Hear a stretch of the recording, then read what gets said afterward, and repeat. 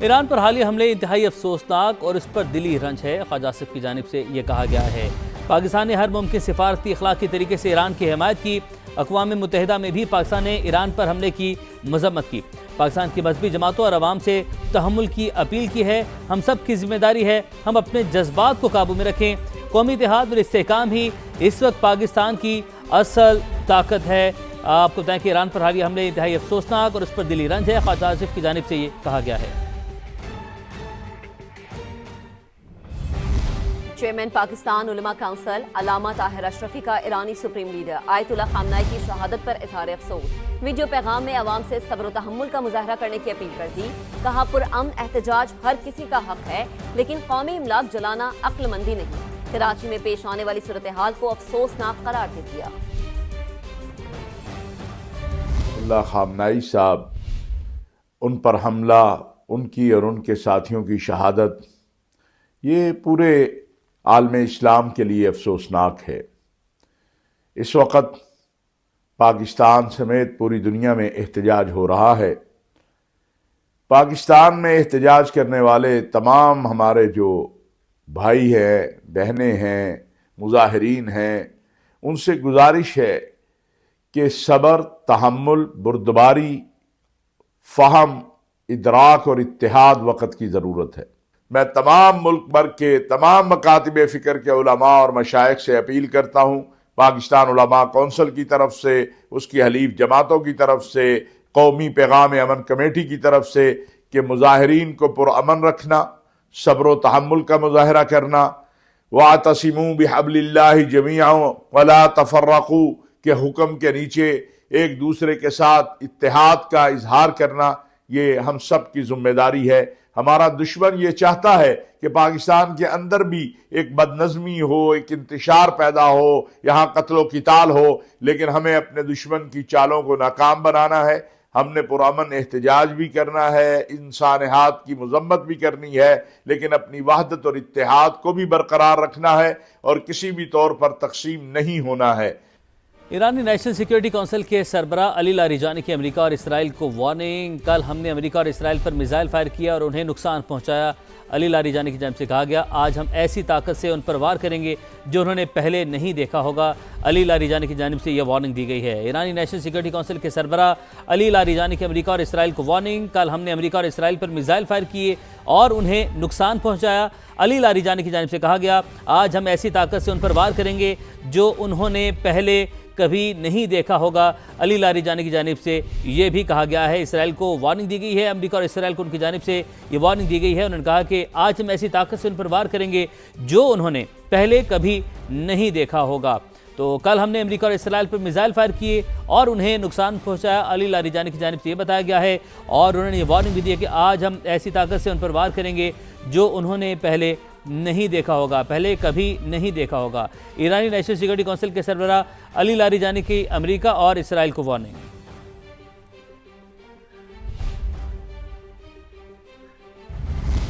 ابھی آپ کو بتائیں گے وفاقی وزیر داخلہ محسن نقوی ریڈ زون میں مظاہرین کے درمیان پہنچ گئے ہیں۔ یہ اہم خبر ہے جس سے متعلق آپ کو اپڈیٹ کریں کہ وفاقی وزیر داخلہ محسن نقوی ریڈ زون میں مظاہرین کے درمیان پہنچ گئے۔ اسی پر بات کریں گے، قمر المنور ہمیں جوائن کر چکے ہیں۔ قمر، کہے گا وفاقی وزیر داخلہ یہاں پر پہنچے ہیں؟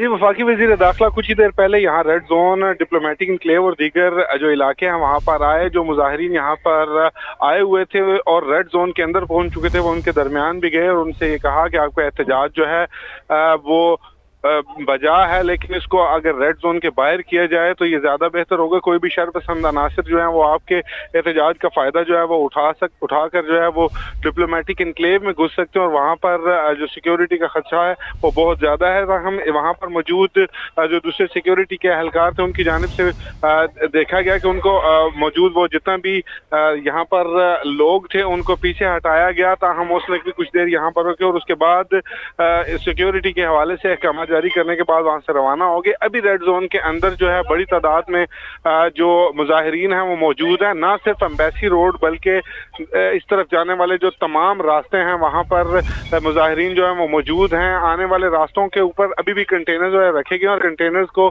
وہاں پر رکھنے کے بعد وہاں پر پولیس کی بھاری نفری اس کو بھی تعینات کیا گیا ہے۔ جی ٹھیک ہے قمر، آپ کا بہت شکریہ ڈیٹیلز کے لیے۔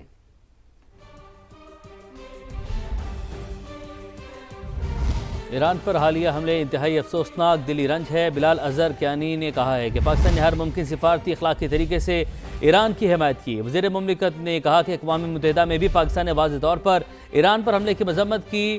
آیت اللہ خامنائی کی شہادت پر ہم سب کے جذبات ایک جیسے ہیں۔ پاکستان کی مذہبی جماعتیں عوام تحمل کا مظاہرہ کریں۔ بلال اظہر کیانی کی جانب سے کہا گیا احتجاج کو شدت میں بدلیں یا قانون ہاتھ میں لیں تو دشمن کے منصوبوں کو فائدہ ہوگا۔ آج کا دن ایران کے لیے، پاکستان کے لیے اور پوری امت مسلمہ کے لیے ایک نہایت سوگوار دن ہے۔ آیت اللہ خامنائی کی شہادت پر ہر پاکستانی کو دلی رنج ہے۔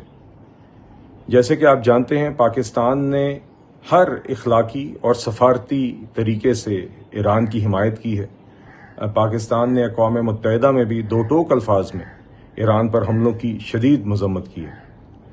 آیت اللہ خامنائی کی شہادت پر ہم سب کے جذبات ایک جیسے ہیں۔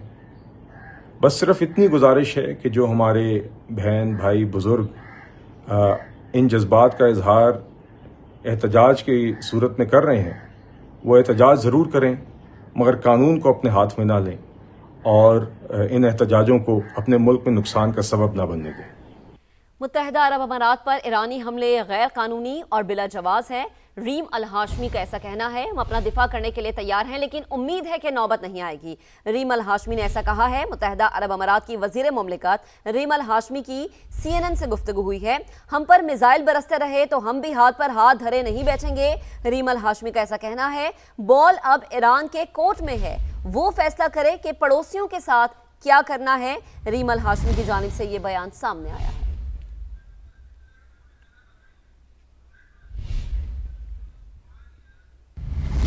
روسی صدر پیوٹن کا ایرانی سپریم لیڈر کی شہادت پر تعزیت کا اظہار۔ آیت اللہ خامنائی کا قتل سفاکانہ اور شرمناک اقدام ہے۔ روسی صدر کی جانب سے کہا گیا یہ حملہ اخلاقی معیار اور بین الاقوامی قوانین کے خلاف ہے۔ صدر پیوٹن کا یہ بیان سامنے آیا ہے، تعزیت کا اظہار کیا۔ روسی صدر ولادیمیر پوٹن نے ایرانی سپریم لیڈر کی شہادت پر اور روسی صدر نے کہا کہ آیت اللہ خامنائی کا قتل سفاکانہ اور شرمناک اقدام ہے، یہ حملہ اخلاقی معیار اور بین الاقوامی قوانین کے خلاف ہے۔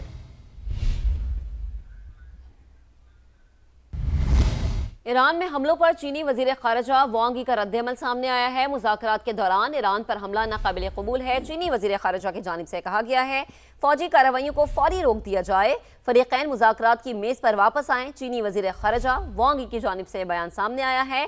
ایران میں حملوں پر چینی وزیر خارجہ وانگ ای کا رد عمل۔ انہوں نے کہا کہ مذاکرات کے دوران ایران پر حملہ ناقابل قبول ہے، فوجی کارروائیوں کو فوری طور پر روکنا چاہیے، فریقین مذاکرات کی میز پر واپس آ جائیں۔